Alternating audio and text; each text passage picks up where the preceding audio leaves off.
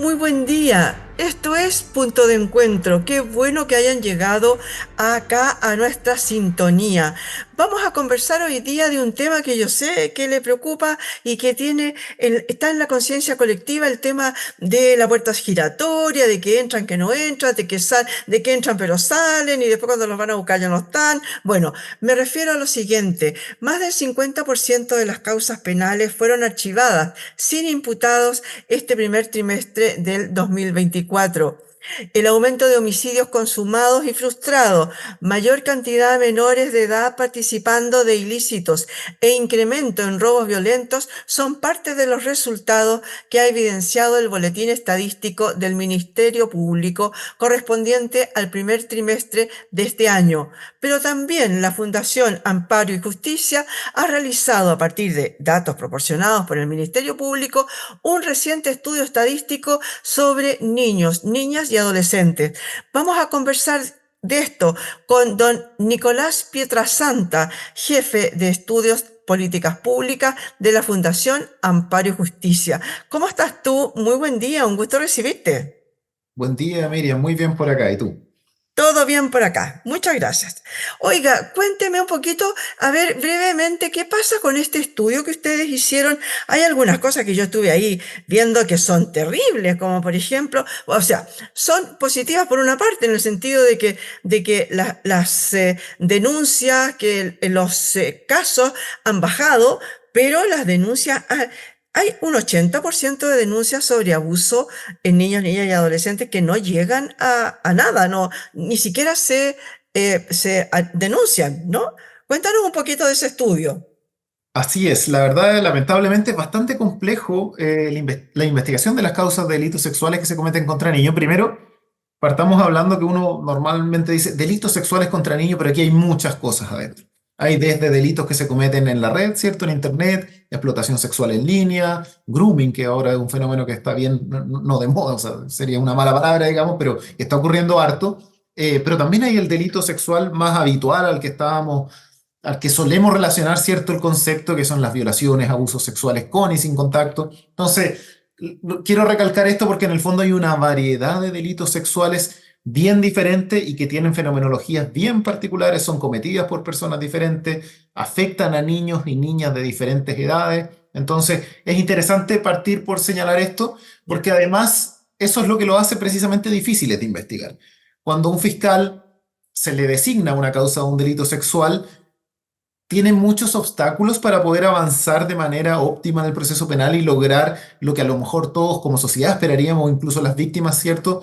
Que la persona que cometió este agravio pueda terminar con una condena, quizás con algunos años de cárcel, dependiendo de la gravedad, ¿cierto?, de los delitos. Ahora, ¿dónde parte esta dificultad? En el hecho de que muchos delitos no se denuncian. ¿Por qué no se denuncian? Porque lamentablemente también muchos niños, niñas y adolescentes no son capaces o no tienen las herramientas, ¿cierto?, para reconocer que han sido agredidos en su indemnidad sexual. Y eso es un primer elemento. Entonces, cuando uno estudia las estadísticas que proporciona el Ministerio Público, lamentablemente estamos hablando de una proporción pequeña del total de delitos que en realidad se conocen. Entonces, cuando uno hace este estudio estadístico, que es lo que hemos hecho como fundación desde hace 5 años, lo que estamos mirando es aquello que ingresa al sistema de justicia penal. Y eso son lo que muestran las cifras que tenemos publicadas. Oye, pero esa dura realidad, digamos, que se muestra en las estadísticas, que le llega al común de las personas, nos habla un poco de aquello de, a ver, ¿dónde está la justicia entonces, no? Como que no llega, ¿no? Hay mucha gente que dice, bueno, entonces, ¿para qué denuncio si no sirve? No se llega a puerto, no se avanza, porque no se conoce, hay una cosa que a mí me pareció, porque no se conoce el delincuente, pero es que muchas veces no se sabe quién es el que perpetra el delito, ¿no es cierto? Claro, o sea, bueno, una de las razones para denunciar, ¿cierto? Es precisamente esclarecer los hechos, poder determinar qué ocurrió realmente, porque obviamente la perspectiva de la víctima es una de las fuentes de información, ¿cierto? Eh, Identificar a las personas que cometieron estas agresiones, ¿cierto? Pero también, y otra cosa muy importante, porque sabemos que hay desafíos para una correcta investigación, una persecución penal que termine en sentencia, ¿cierto? Pero también es muy importante denunciar para establecer medidas de protección. Tenemos que cuidar a esos niños que ya han sufrido una victimización sexual. Entonces tampoco creemos desde nuestra experiencia, la Fundación, ¿cierto?, que las deficiencias que hoy día puede tener el sistema puedan ser una razón para no denunciar. Todo lo contrario. Entreguémosle herramientas a ese sistema para que sea mejor en el futuro, pero sigamos denunciando porque esto nos permite visibilizar los hechos y además establecer medidas que permitan prevenir que una víctima vuelva a sufrir agresiones sexuales, que lamentablemente también es un fenómeno que se repite bastante. O sea, la recurrencia de las agresiones sobre una misma víctima, o lo que también se llama la polivictimización, cuando no solamente es una agresión de carácter sexual, sino de carácter violento o de otro tipo, también es algo que ocurre. Entonces, estas son señales de alerta al sistema que permite además diseñar políticas públicas de prevención, no solamente perseguir penalmente a los agresores. Claro que sí. Ahora, dentro del estudio de ustedes también, dice, dentro de lo mismo, de lo que estamos hablando, que un importante número de estas causas se desestima. Según la Ah, investigación, un 68% de las causas tuvieron salidas no judiciales, siendo archivadas el 60% de ellas. ¿Qué está pasando? Hay una alta proporción de causas archivadas.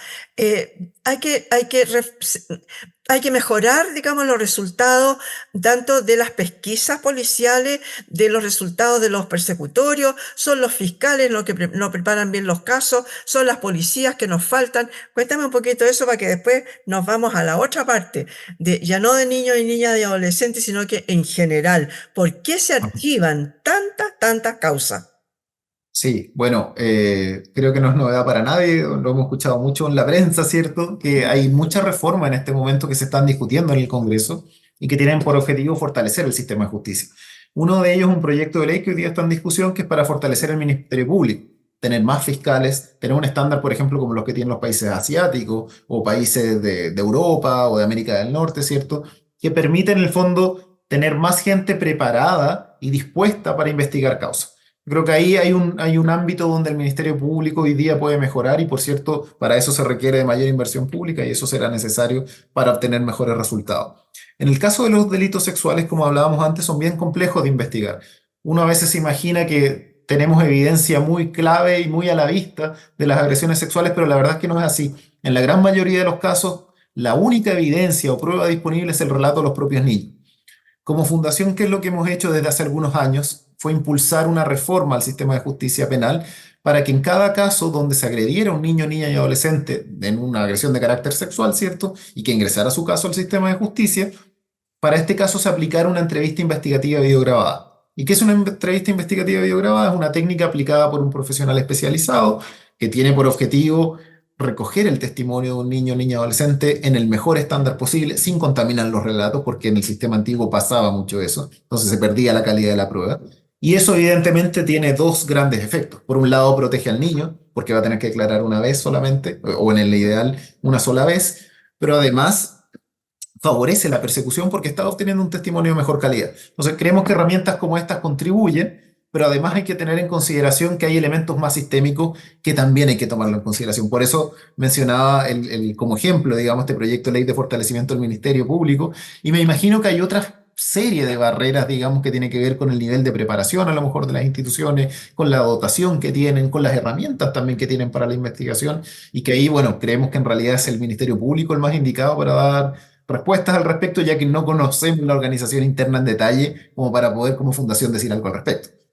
No, por supuesto que sí, pero llama la atención y tenemos, bueno, otros casos dentro más o menos de lo mismo, que es muy reciente, ¿no es cierto? El tema de lo sucedido en Los Vilos, por ejemplo, del sistema que se echó para afuera a unas personas que se les dio arresto domiciliario total. Hay muchas cosas incomprensibles para el común de los cristianos, digamos. Nosotros estamos fuera, escuchamos la noticia y dice, pero ¿cómo? Uno cualquiera dice, pero ¿cómo hicieron una cosa así? Que se sabía, o sea, uno piensa al tiro como ni tonto el tipo que se va a quedar encerrado en su casa, ¿me entiendes?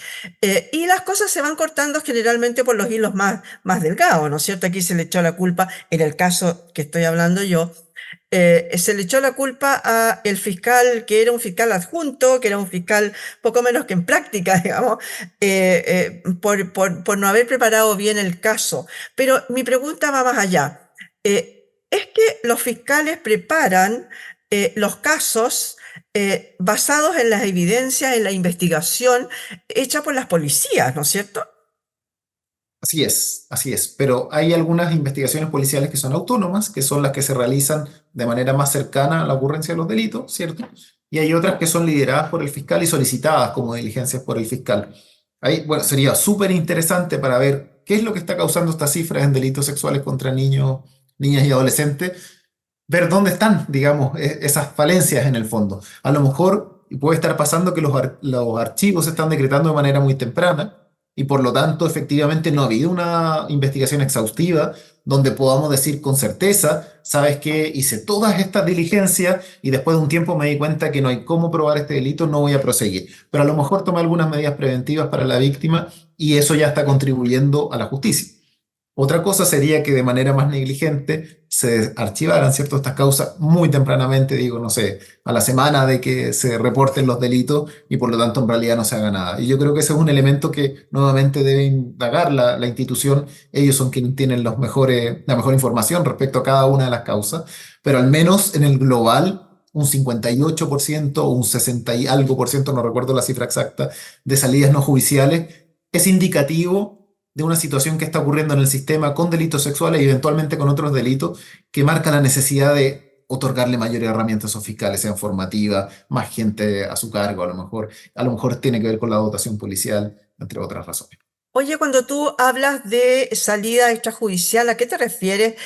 ¿A llegar a ciertos acuerdos? No necesariamente, hay algunas salidas, por ejemplo, que no requieren necesariamente la decisión de un tribunal y que son dictaminadas desde dentro de la fiscalía, sea por el propio fiscal o algunas, digamos, con autorización de un fiscal regional, y que permiten no perseverar en la causa por diferentes razones. Por ejemplo, la persona respecto a la cual se está investigando resulta inimputable. O la verdad es que esto ocurrió hace muchos años, por lo tanto corresponde a la justicia antigua. O no tengo suficiente evidencia para seguir, esto no tiene, digamos, un buen futuro, esta causa, por lo tanto la voy a archivar y la podría llegar a abrir de nuevo si es que existe una querella o la propia víctima o su familia quisiera aportar más antecedentes, que por lo demás es algo que no ocurre muy frecuentemente. Oye, yo me quedo con un poco con un sabor amargo después de escucharte, porque vuelvo a lo que te decía en un comienzo, a la persona que le robaron el celular o la bicicleta en la calle o qué sé yo, que fue asaltada, digamos, a lo mejor dice, bueno, pero si ese tipo de delitos tan fuertes, ¿no? Tampoco son tan estudiados, tan investigados, no hay los recursos, etcétera. ¿Qué va a pasar con lo mío? Mejor ni hago la denuncia, lo cual sigue en el círculo vicioso de entonces no poder tener realmente un catastro de lo que está sucediendo real, ¿no es cierto? Así es, ¿no? Es un desafío inmenso. Si uno mira cifras de otros países, efectivamente tenemos una brecha importante. Uno busca compararse con los mejores, ¿cierto? Ahí la referencia más ilustres, digamos, son el Reino Unido, que tiene varios programas en esta línea, España, Australia, Estados Unidos también. Y bueno, yo creo que hay que apuntar para allá en el fondo. O sea, ver qué están haciendo bien estos países que podamos replicar acá. Tienen sistemas judiciales diferentes, por cierto, pero hay algunas cosas que sí son la formación, por ejemplo, el entrenamiento, que puede ser un factor clave para avanzar. A lo mejor va a haber que reestudiar, como estoy escuchando algunas voces por ahí de parlamentarios, en que dice que va a haber que reestudiar un poco el sistema procesal penal, por ejemplo, y volver a ver algunas leyes, algunas cosas que se sacaron un poco como a la rápida, o con otras realidades, ¿no es cierto? Hoy día tenemos una población mucho mayor, tenemos mucha población migrante, de los migrantes hay muchos que están indocumentados, ¿no? Entonces, a lo mejor yo creo que todo eso, además, va en contra de todas las investigaciones, ¿no es cierto? Sí, bueno, son hartos desafíos. Los cambios poblacionales en Sí. general significan nuevas formas criminales, si así se quiere ver, ¿cierto? Nuevas dinámicas también, a lo mejor los mismos delitos, pero cometidos en otras circunstancias. Lo que hemos visto también en Chile en los últimos años es un aumento bien grande en el ingreso de causas por delitos sexuales. Partíamos el 2006, que son los datos más antiguos que reporta el Ministerio Público, con un poquito más de 10.000 casos. Ya el año 2023 teníamos 40.000, o sea, se cuadruplicaron en solo 17 años, y es muy probable que esta tendencia siga en aumento. Ahora, si uno quiere verlo de una manera más positiva, a lo mejor es bueno porque los delitos que antes no se denunciaban hoy día sí están ingresando, pero también hay que tener al sistema preparado porque hay más gente esperando que sus casos se resuelvan. Y para eso, por cierto, que se necesita fiscales preparados, policías preparados y lo que hemos venido conversando hasta ahora. Oye, bueno, y eso mismo, lo que tú estás diciendo de que hay mucha gente que está esperando que su caso empiece a funcionar. ¿Qué pasa entonces con el uso a lo mejor de las tecnologías? Mucho se habla de que de repente no están en línea todos los actores que deberían estar para poder investigar más fácilmente, ¿no? Lo que sucede aquí, de repente el caso especial está siendo en Arica, pero el otro está en Los Vilos, el otro está, no sé, en el sur. No conversan. ¿Qué pasa hoy día? El uso de las tecnologías debería haber, ¿no es cierto? Como para investigar, incluso la inteligencia artificial debería ayudarnos, ¿no? ¿O Sí, está bueno, demasiado en pañales? depende del delito, digamos. La inteligencia artificial, por ejemplo, ayuda mucho para esclarecer casos que se cometen en línea. Por ejemplo, rastrear las direcciones IP de posibles agresores sexuales, ¿cierto? Que utilizan nombres anónimos, falsos a través de Internet para embaucar a niños, ¿cierto? Y concertar reuniones y, quién sabe, agredirlos sexualmente de qué forma. Eso ahí las tecnologías aportan harto, ya cuando son delitos más en el contexto intrafamiliar, porque lamentablemente muchos también ocurren en ese espacio, y que son físicos, son abusos con contacto físico, por ejemplo, ahí las tecnologías quizás no tienen tanto que aportar, porque, bueno, hay algunas cosas que sí uno podría extraer, pero no para rastrear, por ejemplo, la identidad de una persona.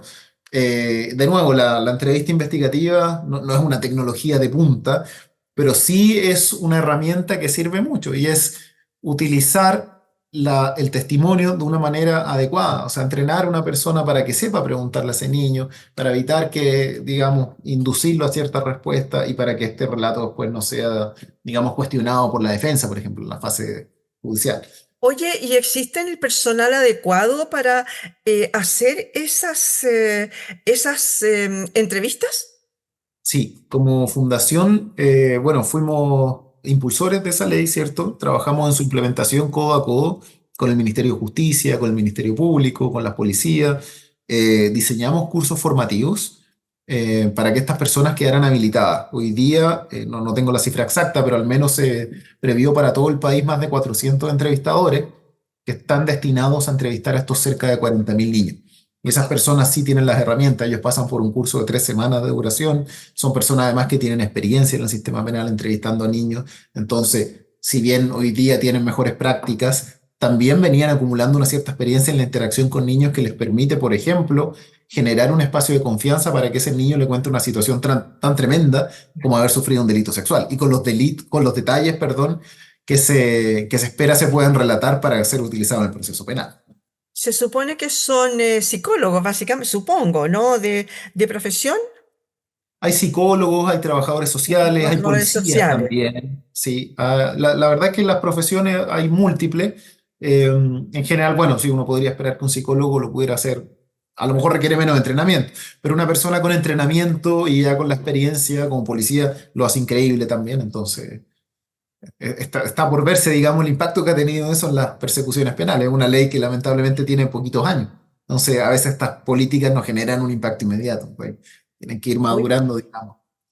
oye, te quería comentar una frase que me apareció investigando sobre el tema de un profesor de la Universidad Diego Portales, en que sostiene que dice que es lo más natural que más de la mitad de los casos se archiven, señalando que estos se van seleccionando a través de diversas etapas. Y agrega, los casos con imputados desconocidos en general se archivan, salvo que sea un delito muy grave, caso en el cual haces un esfuerzo de investigación mayor. ¿Qué comentario te cabe eso, ese comentario de este profesor? La verdad que no había escuchado esa cita, pero me sorprende un poco porque uno podría esperar, bueno, muchos casos son con imputados desconocidos y precisamente la labor investigativa está en llegar a conocer quién es ese imputado. Ahí no sé, bueno, para aclararlo quizás un poco, porque no sé si toda la gente comprende esta distinción, no significa que el imputado sea conocido para la víctima, sino que conocido para el sistema. Es decir, que es Claro. una persona identificable, que la puedo perseguir penalmente. No, yo creo que hoy día el sistema, si es que no tiene las herramientas, debe trabajar en generarlas para que mientras más delitos entren con imputados desconocidos, tengamos la capacidad para ir esclareciendo quiénes son esas personas o esa persona que agredió a este niño. ¿Cuáles serían para ti la fórmula para mejorar este sistema? Para que vayamos yéndonos a lo más positivo, ¿no es cierto? ¿Tú crees en la necesidad, por ejemplo, de aumentar la cantidad de fiscales? Yo creo que sí. Hoy día, como decíamos antes, hay pocos fiscales en comparación a lo que hay en otros países. Normalmente se mide la tasa por cada 100.000 habitantes. Y ahí Chile, si no me equivoco, estaba cerca de 3 por cada 100.000 habitantes. Hay países que están en 6, 7 en Europa y ya en países asiáticos es increíble. Tienen 11, 12 fiscales por 100.000 habitantes. Entonces eso te da una capacidad persecutoria mucho mayor. Otra cosa que es importante es entrenarlos para que conozcan la fenomenología, como se le llama, de los delitos sexuales, que entiendan cómo se genera una agresión. Hay mitos bien extendidos respecto a los delitos sexuales, por ejemplo, la presunta voluntad de la víctima o el descuido de la víctima que explicarían la agresión, cuando en realidad eso no es un aliciente en ningún caso, o sea, es parte del fenómeno y también es un hecho que debe perseguirse. La Fiscalía Nacional, por ejemplo, hoy día tiene una unidad de delitos sexuales. Ellos asesoran a muchos fiscales cuando tienen un caso relevante o difícil de perseguir. Sin embargo, esa unidad hoy día es pequeña. Entonces, con 3, 4 personas para 40.000 delitos, por supuesto que se le hace muy difícil tener una asesoría con una amplia cobertura a toda su gente. Creo que los policías también deben tener algún tipo de entrenamiento más especializado. Hoy día, por ejemplo, la unidad de cibercrimen de la PDI ha hecho un trabajo muy bonito en esclarecer delitos sexuales en línea, pero es una parte, de nuevo. Entonces, ahí creo que hay algunos elementos que se pueden mejorar. Oye, yo sé que la fundación donde tú trabajas, la Fundación Amparo y Justicia, se dedica básicamente a niños, niñas y adolescentes, pero ¿tienes algún dato o algo respecto de delitos sexuales en adultos? Mira, la verdad que lo estudiamos bien poco, ¿Mm? no porque no nos interese, sino que porque nuestro foco está, como Claro, decía, en sí, niños y sí, yo lo adolescentes. entiendo. Es un poco diferente. Cuando uno estudia lo que pasa con adolescentes, tiende a parecerse un poco más a lo que pasa con adultos o con adultos más en el ámbito joven. Existen agresiones sexuales a gente de la tercera edad, eso es un fenómeno que también se estudia desde la academia. Sí. Y las agresiones a niños más pequeños son bien particulares además, porque, por ejemplo, no existe el grado de embaucamiento en muchos casos porque no se necesita convencerlos, perdón. ¿No? Ella derechamente un acto de sometimiento más... sin mayor interacción ni convicción. Sobre todo en niños más pequeños, pues, el agresor puede aprovecharse de eso. Por solamente el poder, digamos, de ser mayor. Exacto, Claro. exacto. Y en términos de distribución, y esto lo puedo confirmar porque no lo tengo acá a la mano, pero tienden a ser algo así como el 75% de las víctimas niños y el 25% adultos, 70-30, es lo que pasa en Chile y más o menos lo que pasa en otros países. Entonces también hay una cantidad muy, muy, muy importante de víctimas niños, niños, adolescentes y por eso también nosotros ponemos el foco acá. Claro que sí. Oye, Nicolás, muchas gracias por haber estado hoy día con nosotros. Entonces, ¿cuál sería, resúmeme, cuál serían las soluciones para ir mejorando con esto? Que la gente denuncie más, que la gente tenga un poco más de, no sé, confianza, digamos, en el sistema. Sí, problemas complejos difícilmente tienen soluciones simples. Yo creo que son varias soluciones complementarias. Uno, lo que dices tú, o sea, que se denuncie de todas maneras. O sea, no nos dejemos llevar porque las cifras de persecución no son las deseadas. Denunciemos porque eso permite también que las víctimas tengan algún tipo de protección adicional o especial. Eh, educación, campañas educativas, sobre todo en contextos, por ejemplo, en colegio, en establecimiento educativo. Como muchos delitos sexuales son cometidos en el contexto intrafamiliar, muy difícilmente va a ser un cuidador, un padre, una madre quien va a ir a denunciar. Entonces, muchas veces los niños encuentran en su profesor jefe, el inspector del colegio o alguien que trabaja, ¿cierto?, en su escuela, una persona de confianza. Que esa persona no ponga en duda esos relatos, que denuncie, que sea la policía, que sea el Ministerio Público quien investigue para esclarecer. Y lo otro, bueno, eran condiciones más sistémicas que tenían que ver con lo que veníamos hablando. O sea, ojalá tengamos un sistema mucho más robusto, con más personas dedicadas a esta labor, con conocimientos especializados, con experiencia, porque también pasa mucho eso. Por ejemplo, en las policías hay bastante rotación. Una persona que lleva 5 o 10 años trabajando en un tema, que adquiere una experiencia única y te lo cambian a una unidad absolutamente diferente. Entonces, todo lo que aprendió, por ejemplo, en delitos sexuales se lo lleva a drogas y tiene que partir de cero también. Para él incluso es frustrante. Entonces, Claro, o lo llevan a terrorismo, o lo llevan a... Claro, claro, algo totalmente nuevo para ellos y claro. yo creo que lamentablemente esa experiencia se va perdiendo. Así que creo que por ahí están las claves. Dale. Muchas gracias, Nicolás, por haber estado hoy día con nosotros. Muchas gracias a ti, Miriam, que estés muy bien. Igualmente, conversamos con Nicolás Pietrasanta, jefe de estudios y políticas públicas de Fundación Amparo y Justicia. Muchas gracias por haber llegado a este punto de encuentro.